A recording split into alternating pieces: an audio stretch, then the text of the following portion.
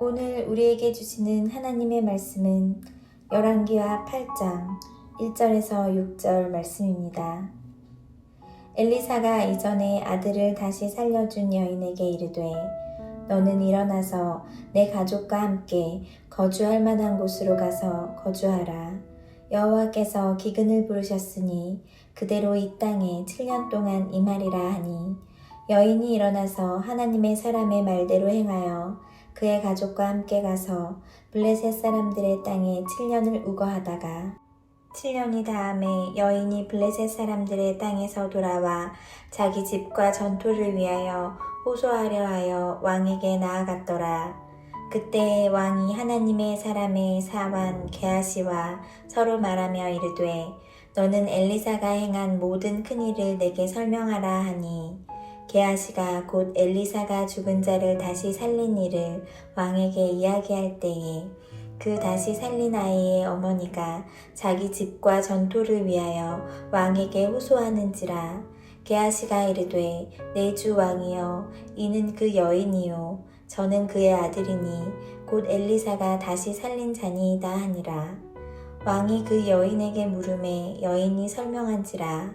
왕이 그를 위하여 한 관리를 임명하여 이르되 이 여인에게 속한 모든 것과 이 땅에서 떠날 때부터 이제까지 그의 밭의 소출을 다 돌려주라 하였더라.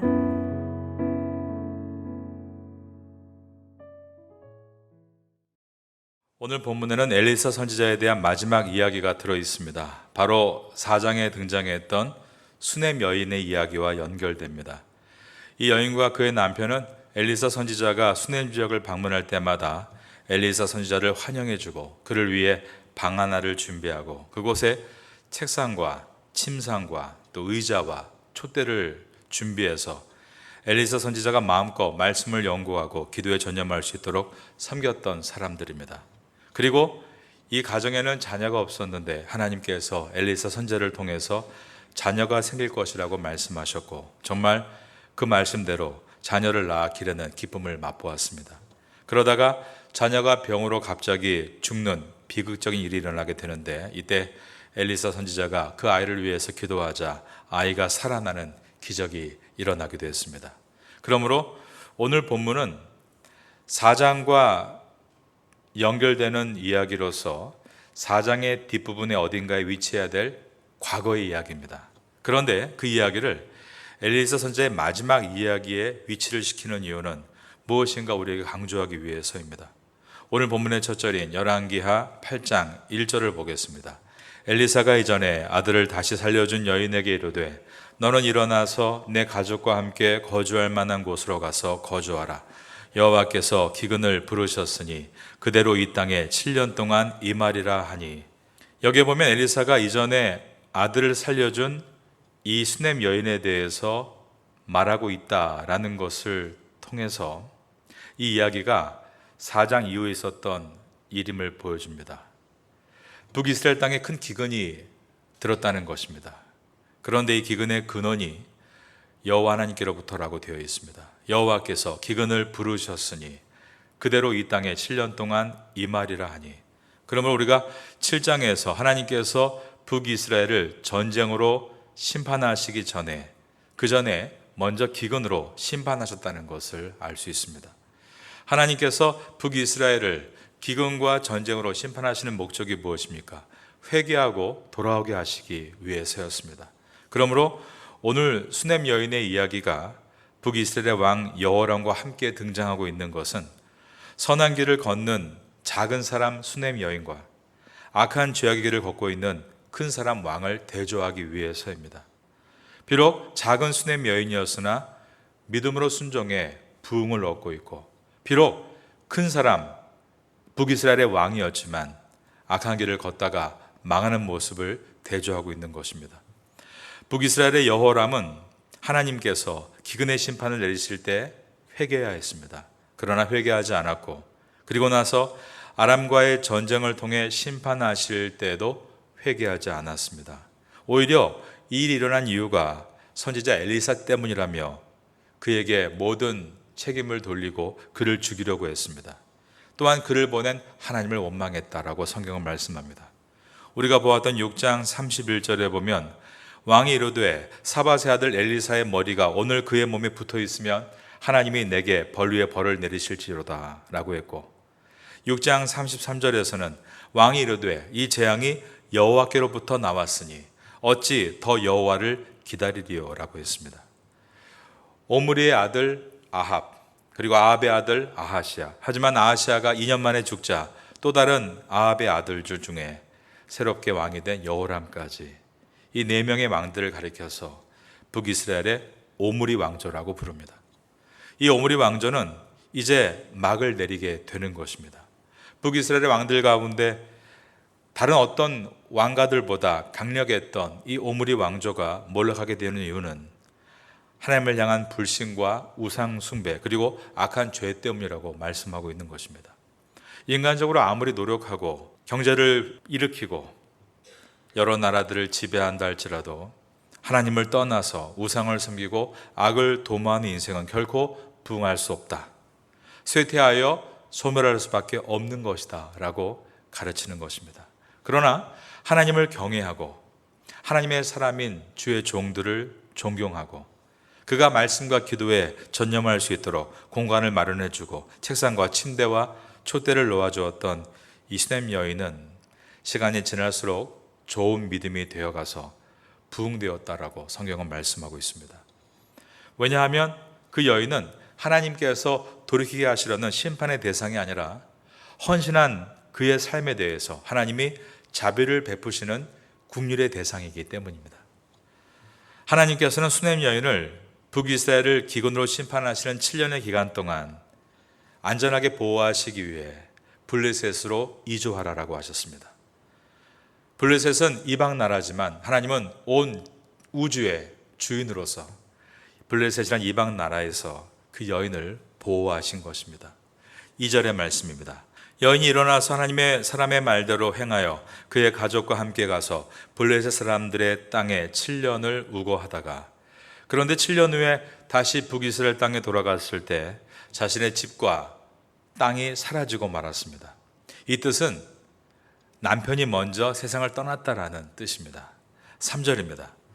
7년이 다음에 여인이 블레셋 사람들의 땅에서 돌아와 자기 집과 전토를 위하여 호소하려 하여 왕에게로 나아갔더라. 그 당시에는 남편이 세상을 떠나면 그의 형제가 땅을 차지하거나 형제가 없을 경우에는 남편이 속한 가문에서 땅을 귀속시켜 갔습니다. 그러므로 과부가 된 여인이 하루아침에 집도 땅도 없는 가련한 신세가 되었다는 것을 말하고 있는 것입니다. 이 여인이 왕 앞에 호소하려고 직접 나가고 있는 것은 그를 도와줄 어떤 가문의 어른이나 가정의 남자 어른이 없었다는 것을 말합니다.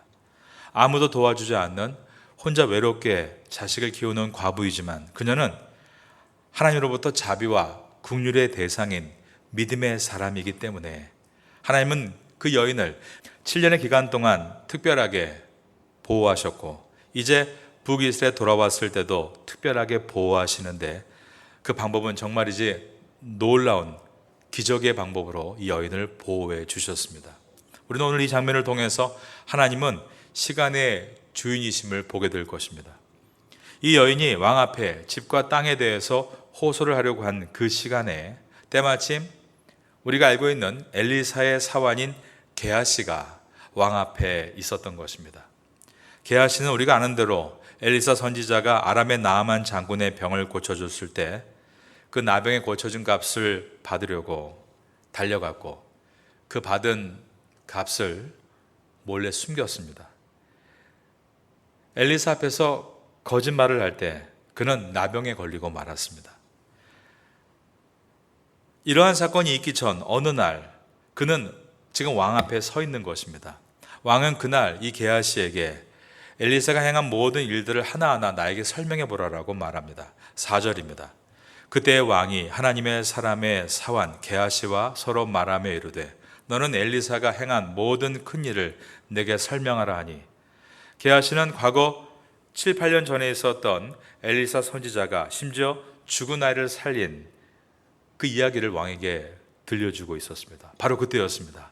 그 시각에 죽었다 살아났던 그 아이의 어머니, 즉 이 수넴 여인이 왕 앞으로 다가오고 있는 것이었습니다. 그러자 게하시가 왕이여, 제가 방금 말하고 있는 엘리사 선지자가 죽은 아이를 살린 이야기가 바로 이 여인의 아들에 대한 이야기입니다 라고 말을 한 것입니다. 5절입니다. 게하시가 곧 엘리사가 죽은 자를 다시 살린 일을 왕에게 이야기할 때에 그 다시 살린 아이의 어머니가 자기 집과 전투를 위하여 왕에게 호소하는지라. 게하시가 이르되 내 주 왕이여, 이는 그 여인이요 저는 그의 아들이니 곧 엘리사가 다시 살린 자니이다 하니라. 그러자 왕은 이 여인의 요구를 신속하게 처리하기 위해 원래 없는 관리를 특별한 관리로 임명을 합니다. 그리고 이 여인의 요구를 신속하게 다 들어준 것입니다. 6절을 봅니다. 왕이 그 여인에게 물으매 여인이 설명한지라. 왕이 그를 위하여 한 관리를 임명하여 이르되 이 여인에게 속한 모든 것과 이 땅에서 떠날 때부터 이제까지 그의 밭의 소출을 다 돌려주라 하였더라. 어떻게 여인이 왕 앞에 가는 그 시각, 그 장소에 엘리사의 사환인 게하시가 있고 왕이 게하시에게 엘리사의 사역에 대해서 물을 때 게하시가 7, 8년 전에 있었던 죽은 아들이 살아난 그 여인의 이야기를 하고 있을 때 바로 그때 게하시가 그 여인이 다가오는 것을 알아보고 왕이여, 제가 말한 그 스토리의 주인공이 바로 이 여인입니다 라고 말을 하므로 왕이 이 여인의 요구사항을 더 잘 듣고 신속하게 풀어주기 위해 한 관리를 임명하고 있는 것은 정말로 말도 안 되는 우연으로 보이지만 하나님께서 인도하신 기적의 사건입니다. 시편 1편의 말씀과 같이 복 있는 사람은 악인의 길을 따르지 아니하며 죄인의 길에 서지 아니하며 오만한 자들의 자리에 앉지 아니하고 오직 여호와의 율법을 즐거워하여 그 율법을 주야로 묵상하며 순종할 때 얻는 결과가 무엇인가를 이 여인이 보여주고 있는 것입니다. 그러나 하나님의 그러한 메시지를 들었음에도 불구하고 순종하지 않았던 북이스라엘의 여호람은 시편 1편 4절의 말씀과 같이 악인은 그렇지 아니하며 오직 바람에 나는 겨와 같도다. 그러므로 악인들은 심판을 견디지 못하며 죄인들이 의인들의 모임에 들지 못하리로다 라는 말씀과 같이 그는 시간이 지나면 지날수록 쇠퇴하고 결국 오므리 왕조는 사라지고 만 것입니다. 왜 이 여인이 이런 축복과 부흥을 얻게 됐을까요? 바로 순종의 믿음 때문이었습니다. 하지만 여러분, 순종의 믿음은 말은 쉽게 뱉을 수 있지만 결코 쉬운 일이 아닙니다. 왕도 못하는 일 아니었습니까? 그런데 어떻게 이 여인이 그 순종의 믿음을 만들어낼 수 있었는가? 이것을 만들어내는 데는 많은 단계가 있었다는 것을 보게 됩니다. 자식이 없었을 때, 외로운 인생 가운데 그럼에도 하나님과 함께하는 순종의 여인. 자식을 낳았지만 자식의 숨이 멎었을 때, 자신의 숨이 멎는 것 같은 괴로움 속에서 그는 또 순종했던 믿음의 여인이 되었습니다. 오히려 그러한 고통을 겪으면서 자녀가 없는 고통, 자녀가 죽는 고통을 겪으면서 그는 오직 나는 죽고 내 안에 주님만이 사신다는 그러한 간절함을 만들어냈을 것입니다.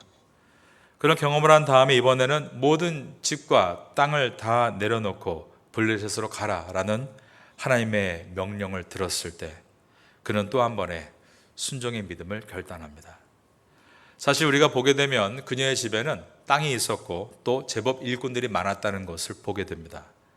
그것을 내려놓고 떠나라는 말씀에 또 다른 차원의 순종으로 나아간 것입니다.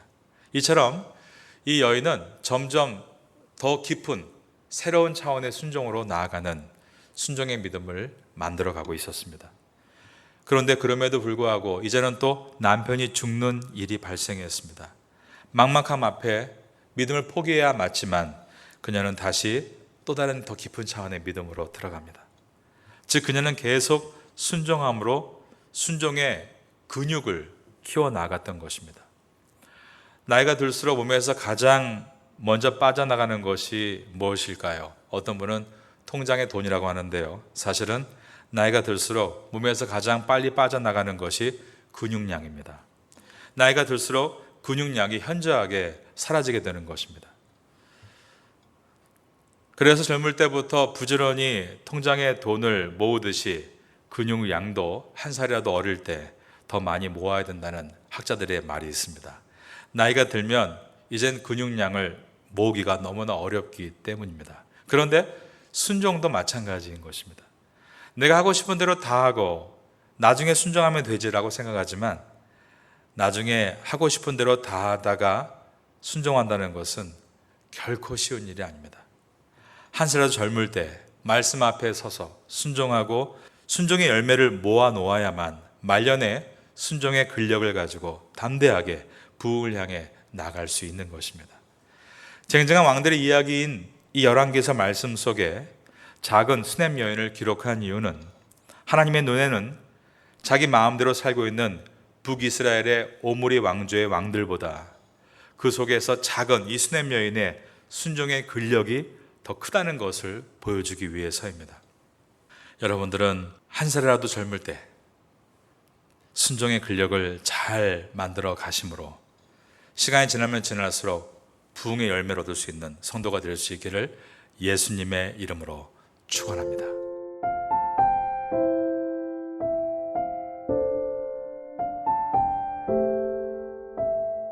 지금은 함께 기도하는 시간입니다. 7월의 공동 기도 제목은 첫째, 모든 성도가 생명의 삶 열왕기와 말씀을 통해 말씀으로 충만하게 하소서. 둘째, 말씀을 바탕으로 기도에 힘쓰게 하소서. 셋째, 하루에 30분 기도할 수 있는 은혜를 주소서. 넷째, 말씀과 기도로 신앙의 기초를 튼튼히 세워주소서. 말씀을 붙잡고 기도하는 귀한 시간 되시기를 소망합니다.